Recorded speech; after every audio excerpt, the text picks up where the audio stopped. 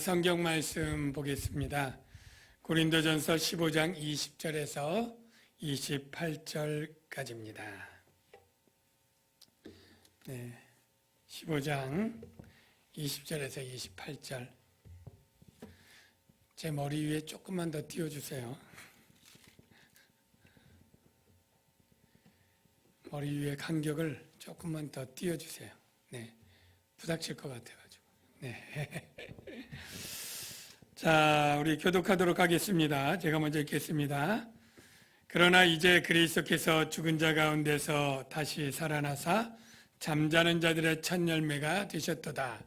사망이 한 사람으로 말미암았으니 죽은 자의 부활도 한 사람으로 말미암는도다.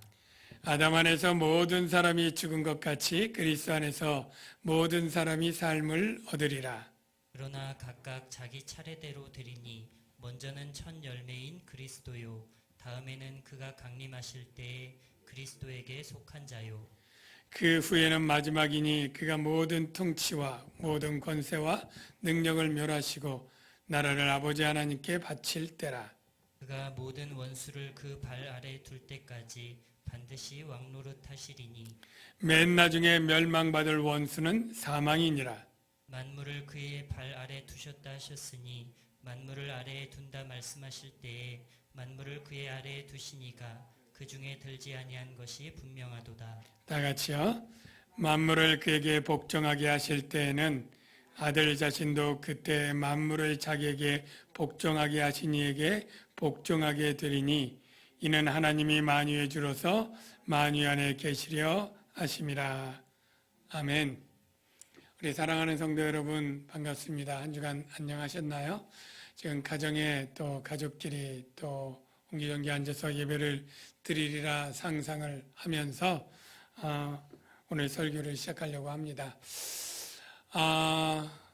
요즘 분위기를 보면 참 이 교회에 대한 세상 사람들의 비난이 참으로 도를 넘어서 많은 욕설과 비난들이 있다라는 생각이 참 마음을 아프게 합니다.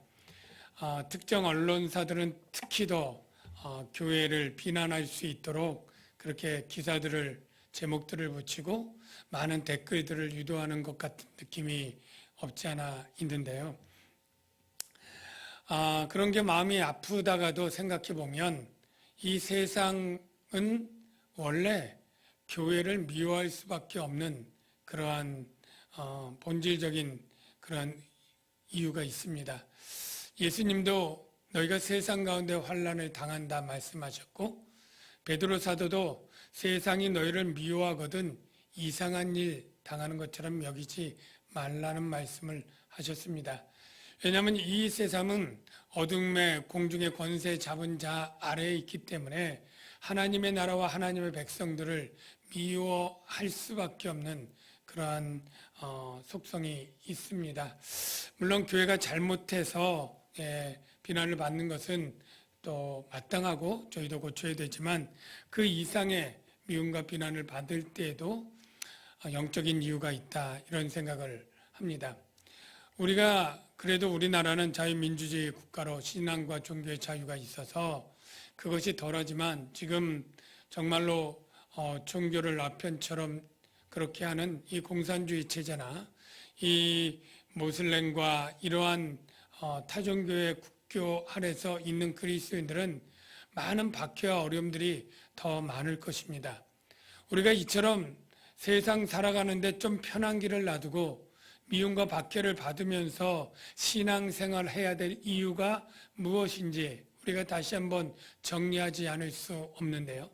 여러분, 우리가 많은 어려움과 또는 미움과 박해를 당하면서 신앙생활을 해야 될 이유 무엇입니까? 너무나 당연한 질문인데요. 무엇입니까? 바로 구원 때문입니다. 이 세상 어디에도 없는 구원이 오직 기독교의 복음의 진리 안에만 있습니다. 어디로부터 구원이냐? 바로 인간이 도무지 감당할 수 없는 최대로 악하고 잔인하고 어마어마한 능력으로 우리를 공격해서 비참하게 만드는 바로 사망으로부터의 구원입니다. 이 사망으로부터의 구원, 오직 예수 그리스도의 속죄와 그 사망의 원인인 죄의 문제를 해결하고 부활의 이 복음 안에 바로 우리의 구원이 있기 때문에 우리가 믿음 생활을 해야 되는 줄로 믿습니다. 그런데 이 신앙생활을 하면서 안타깝게 부활에 대해서 잘 모르거나 부활에 대해서 배웠어도 그대로 믿지 않는 그러한 사람들이 있는 것입니다. 좀 더 이성적이고 과학적이라고 하는 사람은 부활을 믿어 라고 하지만 그 부활이 성경이 가르쳐주는 부활이 아닌 경우가 있어요. 예를 들면 실존적인 부활을 믿는 사람들이 있다고 하는데 그 사람들은 예수님이 부활했다는 것이 성경이 기록한 대로 3일 만에 그 몸이 부활한 것으로 믿지 않고 우리의 관념 속에 우리의 마음 속의 부활을 생각하는 사람들이 있는 거예요. 마치 사랑하는 할머님이 돌아가셨지만 그 할머님은 내 마음에 늘 살아계셔서 나에게 늘 말씀하시고 나와 늘 함께 하셔. 실제 할머님은 돌아갔지만 내 마음에 늘 함께 있고 살아계신 것, 이것을 관념론적으로 그게 부활이라고 생각하는 것처럼 예수님의 부활도 실제 살아난 것과 상관없이 내 마음에 늘 기억되고 머릿속에 기억되고 그 말씀이 나와 함께 동행하고 있으니까 부활이다. 이런 엉뚱한 주장을 하는 똑똑한 사람들이 있기도 하고요. 고린도 교회 성도들처럼 정말로 영적인 부활이 있고 그것은 어떤 환영이다. 이렇게 가연설 쪽에 주장을 하면서 실제 육체의 부활을 믿지 않는 그러한 사람들도 있었습니다. 여러분들은 어떤가요? 정말 우리가 사도신경 신앙 고백한 것처럼 예수님이 그 몸을 가지고 육체로 부활했다는 이 사실을 분명히 믿으시나요? 믿으시길 주의 이름으로 축원합니다.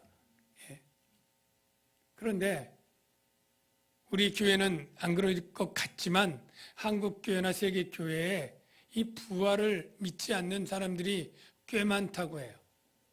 대놓고 내가 성경은 내가 다 믿을 테니까 다른 건 믿지만 그렇게 죽은 자가 살아났다고 하는 비과학적이고 비이성적인 것은 내게 강요하지 마시오. 이렇게 대놓고 거부하는 사람도 없지 않아 있는 것입니다.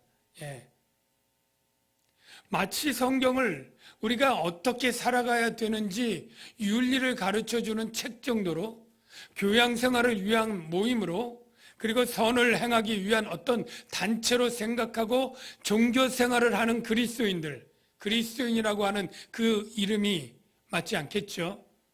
하여간 그러한 사람들도 없지 않아 있다는 것은 너무나 안타깝고요. 우리 초신자나 우리 주일학교 또는 청소년 가운데 부활에 대해서 아예 제대로 관심도 없고 알려고도 하지 않아서 아예 성경적인 부활을 모르는 그러한 우리 청소년, 청년들도 적지 않아 있습니다. 또 하나 문제는 오늘 본문인데요.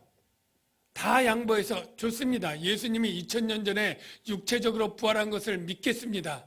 그런데 그 부활이 2000년 떨어져 살아가는 여기 살아가는 나와는 무슨 상관인가요? 라고 의심하고 믿지 않는 사람들이 또 많은 거예요. 예수의 부활과 나의 부활이 무슨 상관이냐? 라고 말하는 거죠.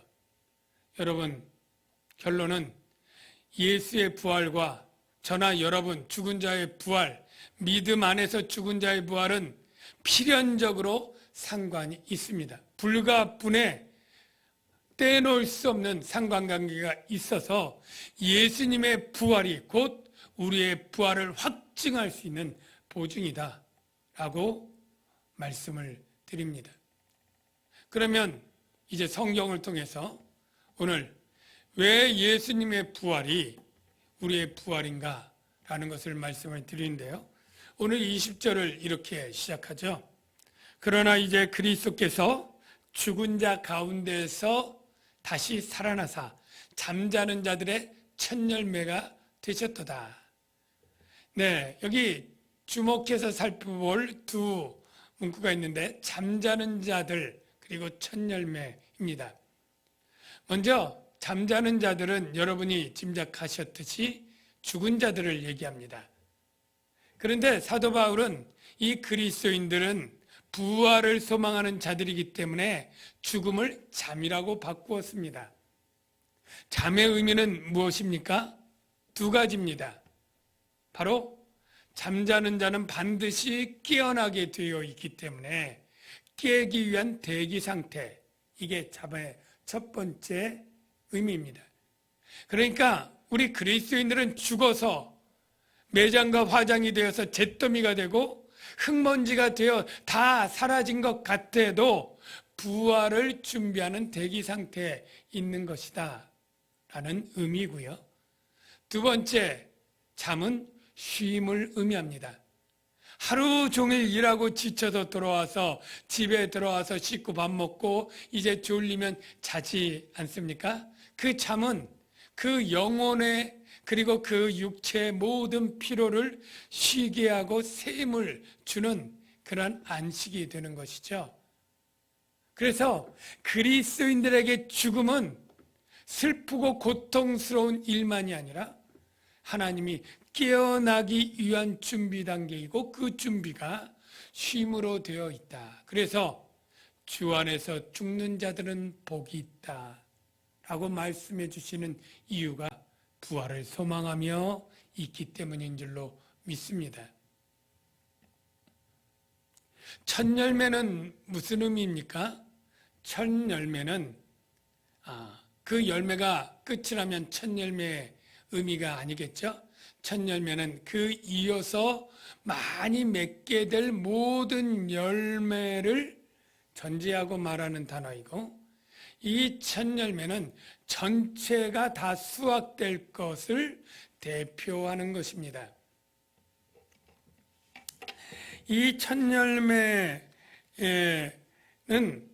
유래가 하나님이 특별히 이스라엘 백성에게는 곡식의 첫 열매를 하나님께 드리라고 명령을 하고 절기를 지키게 했습니다. 그것이 초실절로 지키게 되는데요. 그 유래는 레위기 23장 10절 이하에 있는 말씀을 보면 알 수 있습니다.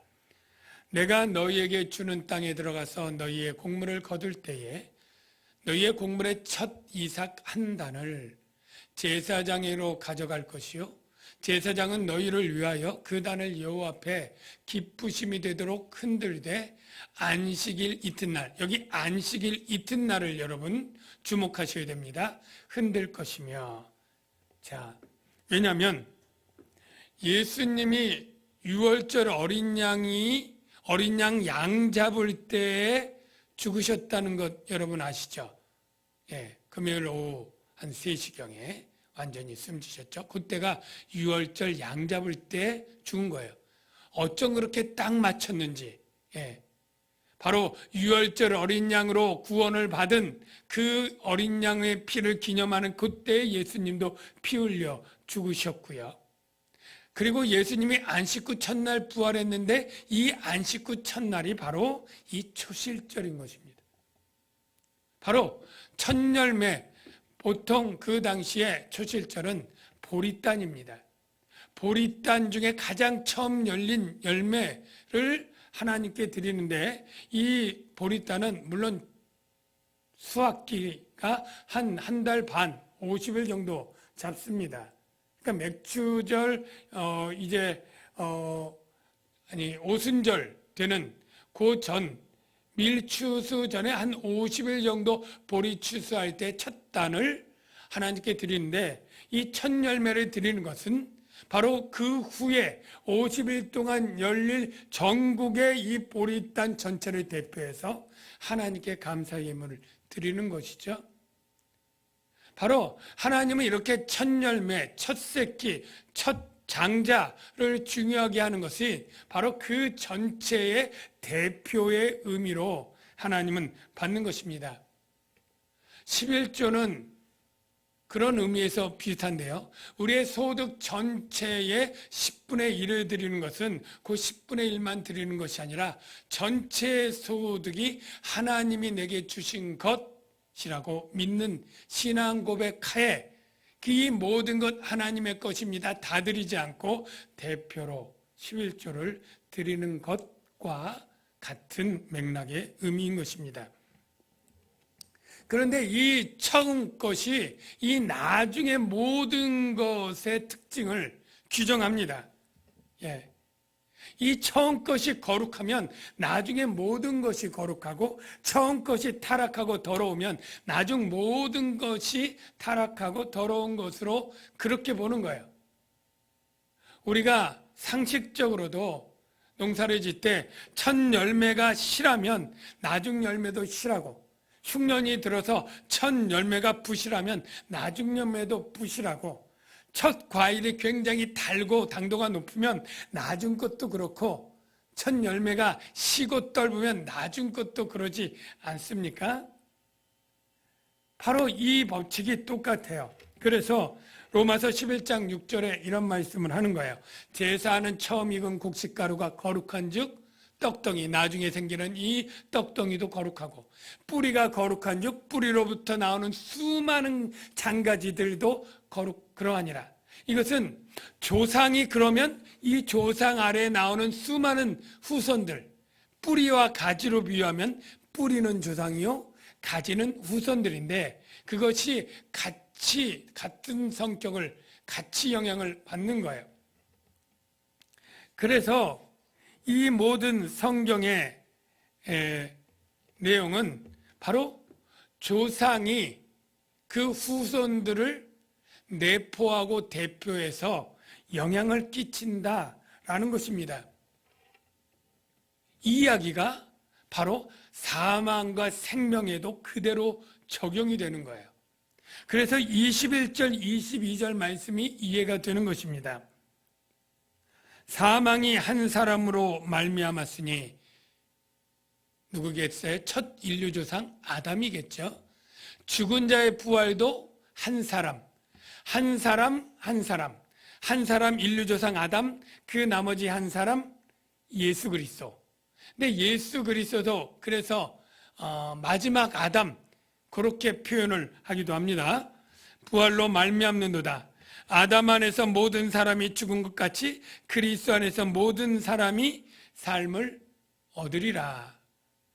여러분, 그리스도가 아담이라고 하는 증거는 고린도 전서 15장 45절 말씀에도 있는데요. 첫사람 아담은 생령이 되었다는 것 같이 마지막 아담은 살려주는 영이 되었나니. 지금 예수 그리스도를 마지막 아담으로 비유하고 있죠. 그러면 아담은 인류의 조상이라면, 첫 아담은, 예수는 마지막 아담으로 누구의 조상이냐? 바로 예수 믿는 사람들을 조상으로 아담이 되는 거죠. 예수님이. 그래서 예수 믿는 사람들은 새 인류라고 표현하기도 하고 새로운 피조물로 표현을 하는데요. 고린도후서 5장 17절의 표현을 볼까요? 누구든지 그리스도 안에 있으면 새로운 피조물이라. 그러니까 예수를 믿는 전 세계의 모든 역사의 모든 사람은 새로운 피조물이고 새로운 인류가 되고, 그 머리가 바로 예수 그리스도 마지막 아담이 되는 것입니다. 그래서 아까 제가 얘기한 것처럼 조상이 그 모든 후손들을 내포하고 대표해서 영향을 미친다 하는 것이 사망과 그리고 죄, 그리고 반대로 생명과 의에 어떻게 적용되는지 바로 확인을 해볼 수가 있죠. 로마서 5장 12절 이하의 말씀을 한번 보겠습니다. 자, 여기 한 사람 한 사람이 바로 아담과 예수라는 것을 염두에 두면서 읽어보면 좋겠습니다. 한 사람으로 말미암아 죄가 세상에 들어오고, 아담의 범죄죠. 죄로 말미암아 사망이 왔나니, 이와 같이 모든 사람이 죄를 지었으므로, 여기 모든 사람은 아담의 후손인 모든 인류죠. 모든 인류가 죄를 지은 것으로 치고 사망이 모든 사람에게 이르렀다. 즉 우리 인류의 첫 조상 아담의 범죄가 그의 후손의 모든 사람에게 영향을 미치고 그 죄로 사망이 이루었다라는 것입니다. 그런데 이 원리가 그대로 예수님에게 적용을 하는 거예요. 아담은 오실 자의 표상이라. 즉 아담과 오실 자 예수, 제2 마지막 아담과 표상, 예표다. 미리 보는 것과 똑같다. 그래서 한 범죄로 많은 사람이 정죄에 이른 것 같이 이제 예수님에 관한 표현이죠. 한 의로운 행위로 말미암아. 한 의로운 행위는 뭘까요? 예수님이 하나님께 순종해서 십자가에서 대속의 죽음을 죽은 것. 이게 의로운 행위로 말미암아 많은 사람이 의롭다 하심을 받아 생명에 이르렀느니라 가 되는 것입니다. 어떤 사람들은 이렇게 하죠. 목사님 억울해요. 나는 선악과 밑에서 선악과도 따먹지 않았는데 왜 내가 그것을 따먹은 불순종의 죄와 사망에 이르게 되나요? 라고 묻죠. 그런데 그것은 바로 대표와 연합의 원리 때문에 그렇다라는 것을 하면서 대신 억울해하지 않을 이유가 있는데 바로 은혜도 동일한 원리로 우리에게 주어지기 때문이에요. 즉 내가 하나님께 순종해서 십자가에 달려 의로운 행위를 하지 않았잖아요. 우리 모두 선악을 알게 하는 나무 밑에 있지도 않았지만 십자가의 밑에 있지도 않았잖아요. 그런데 우리가 단지 예수 그리스도를 믿음으로 그가 우리의 대표가 되고 그가 우리의 모든 의로운 행위의 근거가 되어서 예수님의 의가 내 의가 되고 예수님의 부활과 생명이 내 부활과 생명이 되게 하는 것. 이게 동일한 것입니다. 그러면 어떻게 우리가 예수님의 부활이 나의 부활이 되게 하느냐? 딱 하나요. 예수 안에 들어가는 거예요.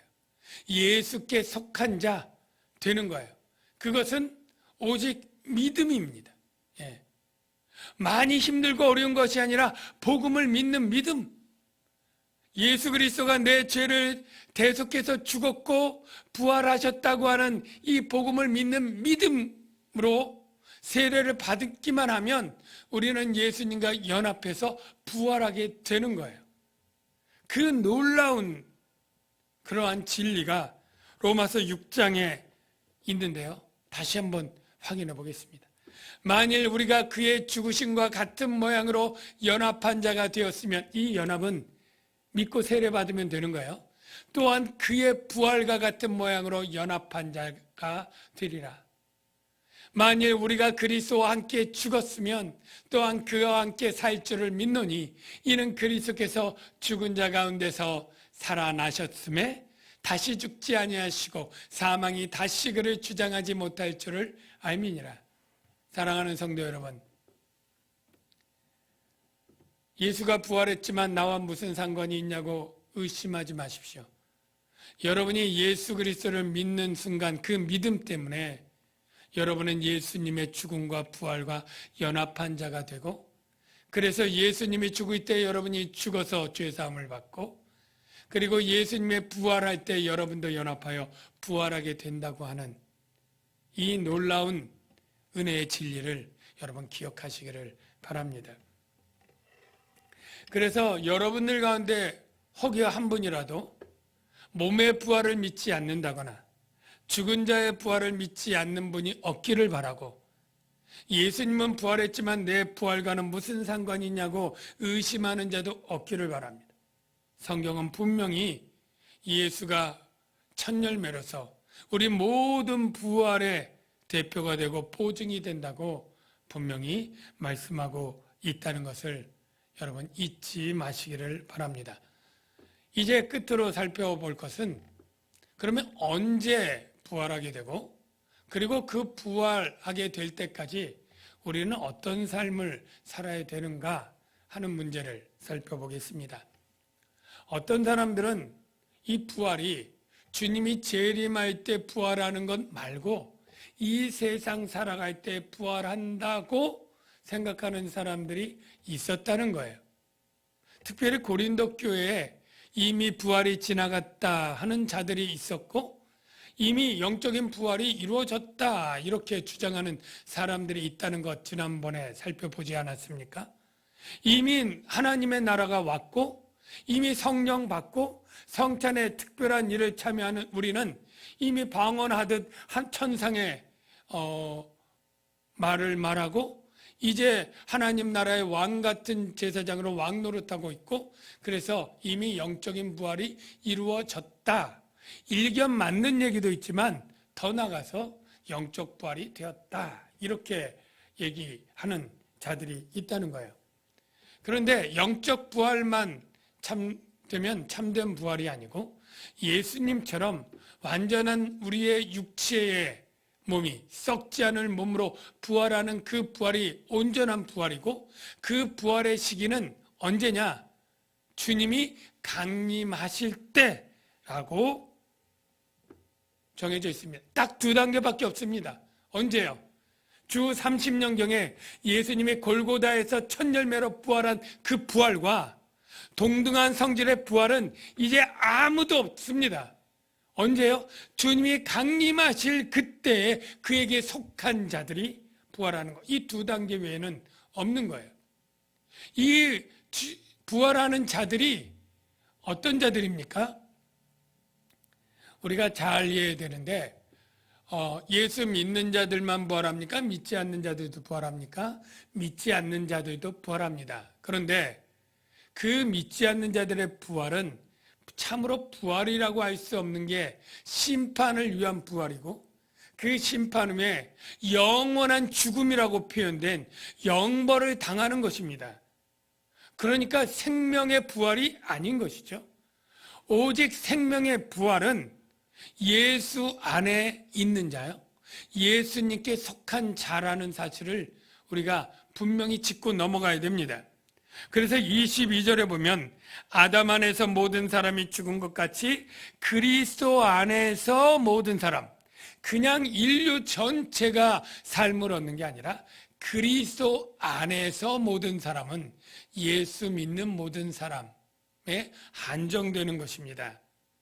그리고 23절 끝에 보면 그가 강림하실 때 그리스도에게 속한 자요. 속했다, 그리스도 안에 있다 같은 의미입니다.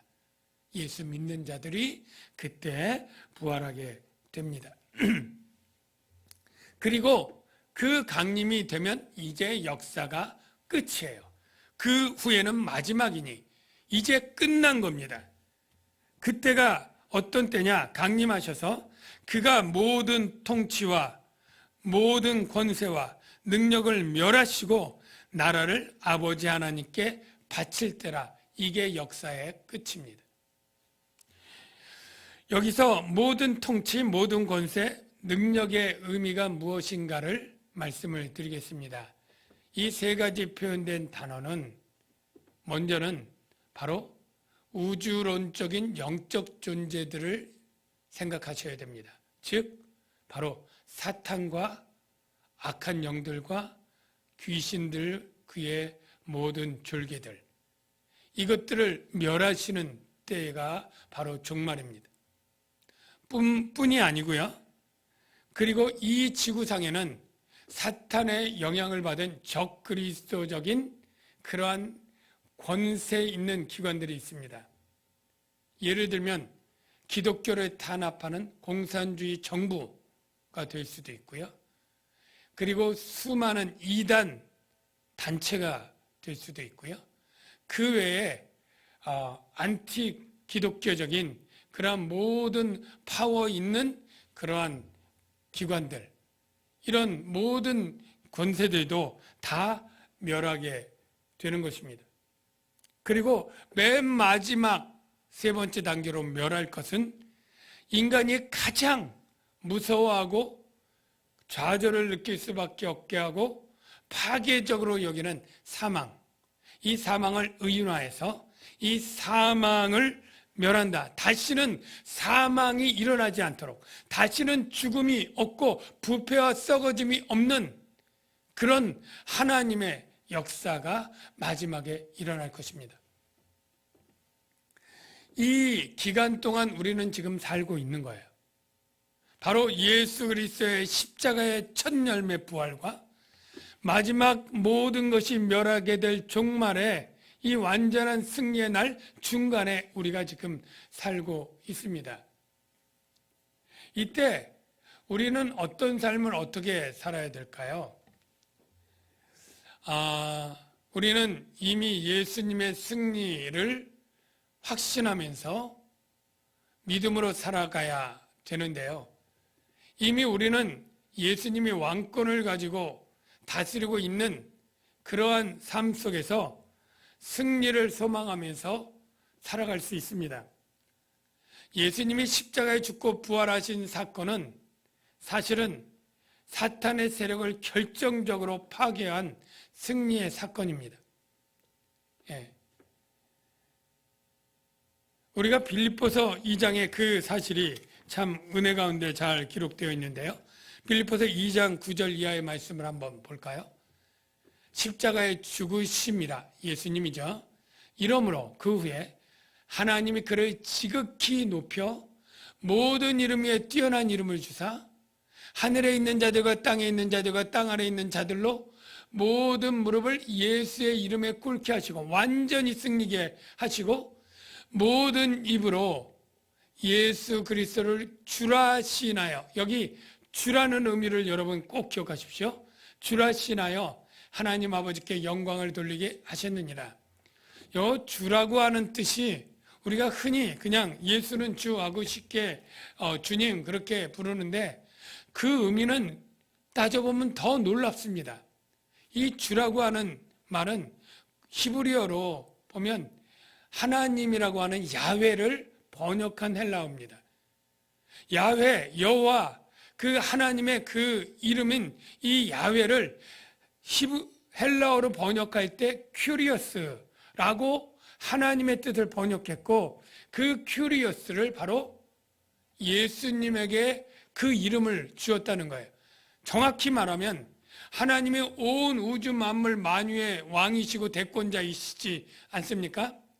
그런데 예수님이 이 땅에 가셔서 사망 권세를 깨뜨리고 부활했을 때 하나님께서 그 예수님을 살리시고 하나님 우편에 앉히셨는데, 우편은 그냥 위치를 얘기하는 게 아니라 하나님과 동등한 대권자로서 옆에 세우고 하나님이 그 이름을 주라고 했다는 것은 모든 만유의 주권, 통치하고 다스릴 이 대권의 대행자를 주셨다는 거예요.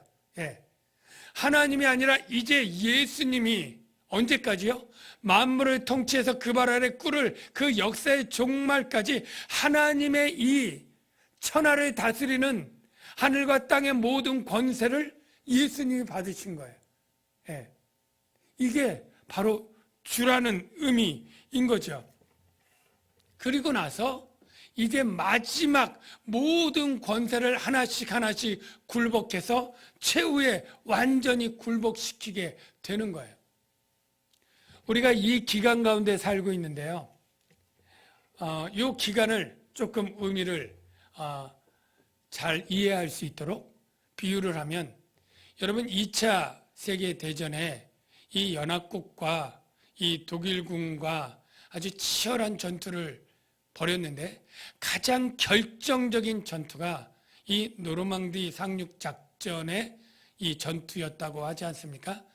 정말로 집결한 연합군과 이 독일군의 가장 최강의 주력 부대가 한판 붙어서 그것이 전쟁의 승패를 결정하는 싸움이었는데 바로 연합국이 크게 이기게 됩니다. 이 전쟁에서 패한 독일은 그야말로 이제 패전으로 짙어지고 점점 후퇴하고 쫓겨나가고 패잔병들이 남아있어서 마지막 발악을 하듯이 이 포로들을 죽이고 기물들을 파괴하는 그러한 과정이 1년 정도 있었다고 해요. 그래서 이 노르망디 상륙작전은 1944년 6월경에 있었고, 그리고 1945년 5월 8일 독일이 정식으로 항복할 때까지 1년은 이미 이긴 전쟁의 패장병들을 소탕하는 기간인 것이죠. 이것이 지금 상태와 영적으로 같은 것입니다. 지금 영적인 상태는 요한계시록에 재미있는 비유로 나타나 있는데요.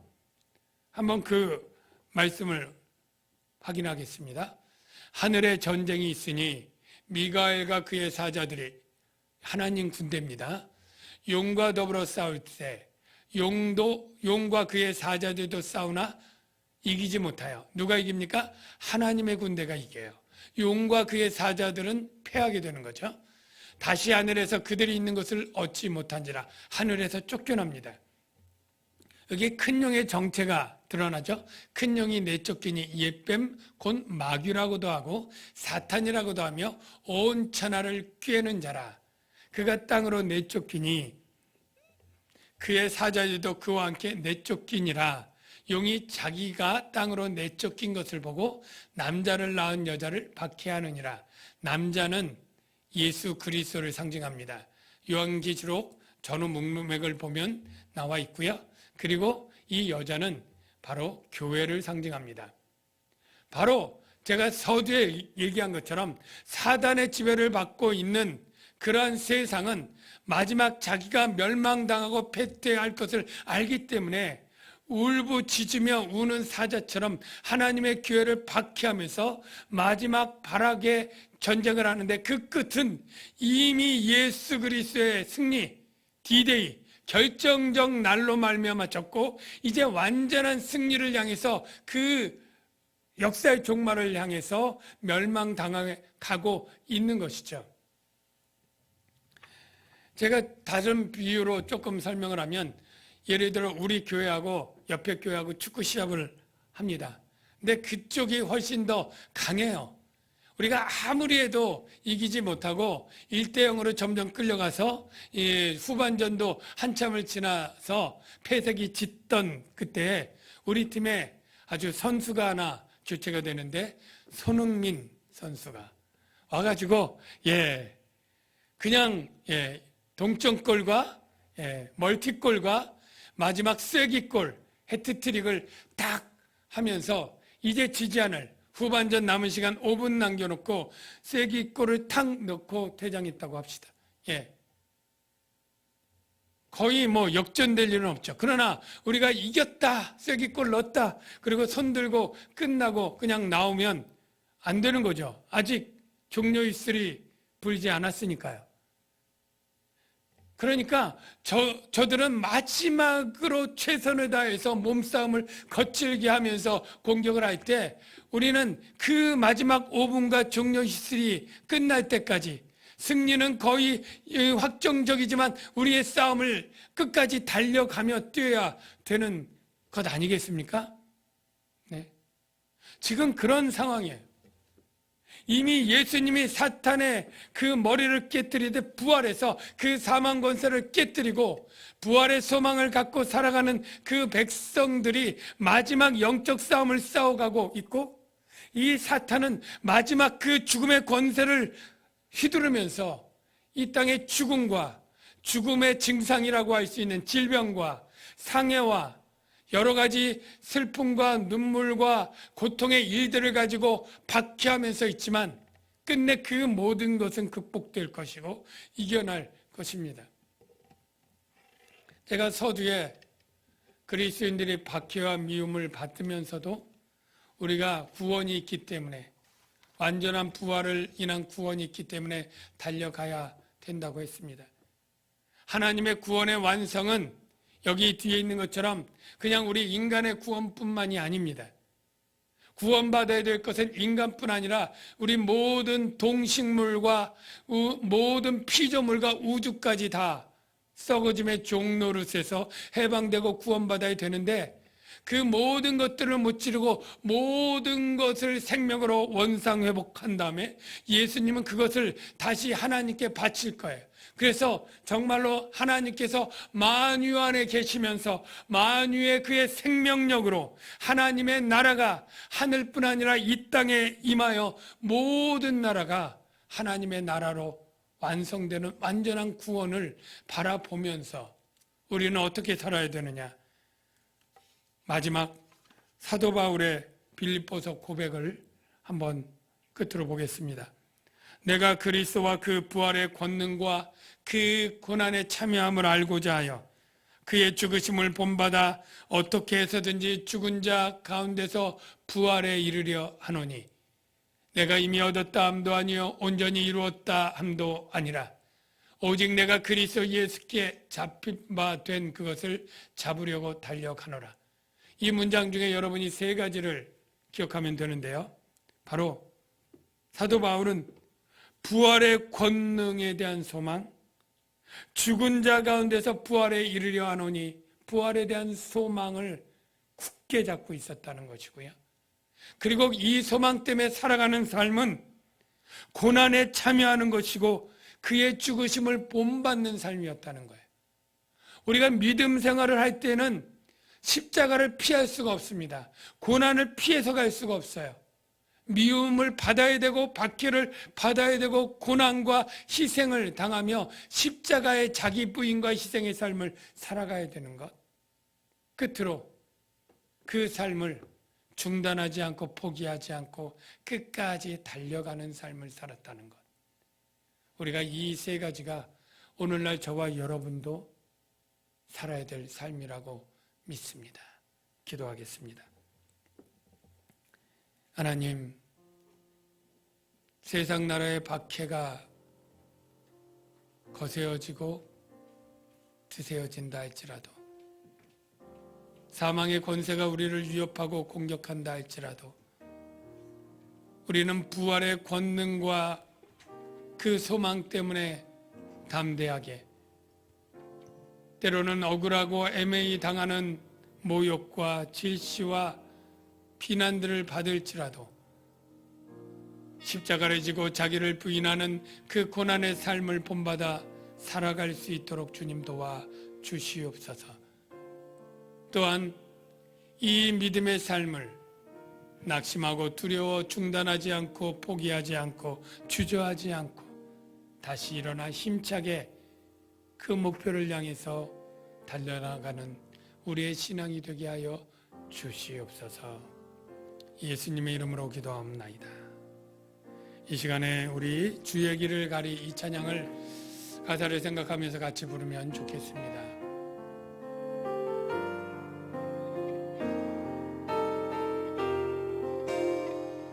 비바람이 앞길을 막아도 비바람이 앞길을 막아도 나는 가리 주의 길을 가리 눈보라가 앞길을 가려도 눈보라가 앞길을 가려도 나는 가리 주의 길 가리 이 길은 영광의 길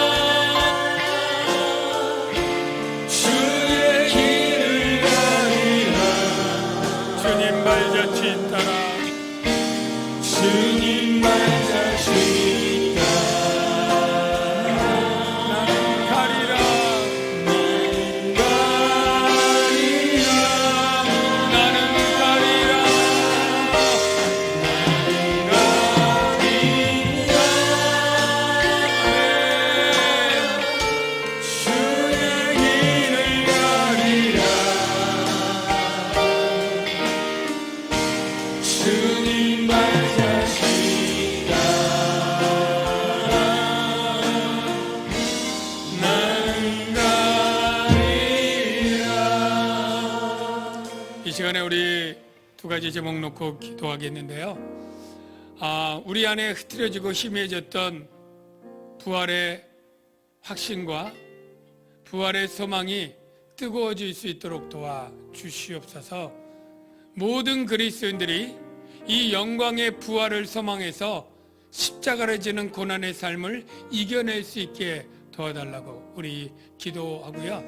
두 번째는 아무래도 우리 교회 내에 참 질병과 이 죽음의 증상인 상해와 이런 것들로 고통하는 사람들이 감내하고 이겨내갈 수 있도록 도와주시고, 한국교회와 또 세계의 수많은 코로나로 고통하는 이들을 하나님 이길 수 있도록, 믿음의 사람들은 부활의 소망으로 이겨내고 믿음이 없는 자들에게 부활을 증거할 수 있도록 주님 도와달라고, 이런 제목으로 우리 짧지만 한 1분 정도 통성으로 기도하겠습니다. 하나님 아버지, 이 시간에 먼저 우리 안에 주신 예수 그리스도 안에 주신 부활의 소망, 아버지 안에 이 소망이 흔들리지 않게 하옵소서. 아버지의 부활의 소망 때문에 그 영광을 바라보며 아버지 하나님 주의 죽으심을 본받아 고난을 따라가며 아버지 하나님 십자가를 지고 가는 삶을 감당할 수 있도록 주님 도와 주시옵소서. 아버지 하나님 우리 남양주와 함께 모든 성도들 부활의 소망이 다시 확실하게 하시고 뜨겁게 하시고 아버지 하나님 견고하게 세워 주시옵소서. 아버지 하나님 또한 아버지 하나님 지금 이 고통당하는 이들, 아버지 하나님 질병과 아버지 하나님 장애와 고통당하는 이들, 정말로 그것이 없는 완전한 구원을 소망하면서 이겨내게 하여 주시옵소서. 우리 교회 아프고 힘든 아버지 하나님 많은 환우들과 우리 아버지 하나님 정말로 치유 중인 성도들 하나님 긍휼히 여겨주셔서 속히 치유되게 하시고 속히 건강을 얻게 하여 주시옵소서. 아버지 하나님 세계적으로 아버지 하나님 팬데믹 사태로 아버지 하나님 감염자가 늘어날 때 아버지 하나님 그들의 죽음에 모아하는 유족들과 아버지 하나님 고통당하는 이들을 불쌍히 여겨주셔서 이 전염병이 아버지 하루속히 멸절되게 하시고 사라지게 하여 주시옵소서. 아버지 하나님 주여, 저희가 아버지 하나님 늘 기도하면서 아버지 하나님 고통당하는 자들을 위로하고 격려하며 나갈 수 있도록 주님 도와 주시옵소서. 아버지 하나님 부활의 소망 가운데 흔들리지 않고 견고히 서는 저희들 되게 하여 주시옵소서.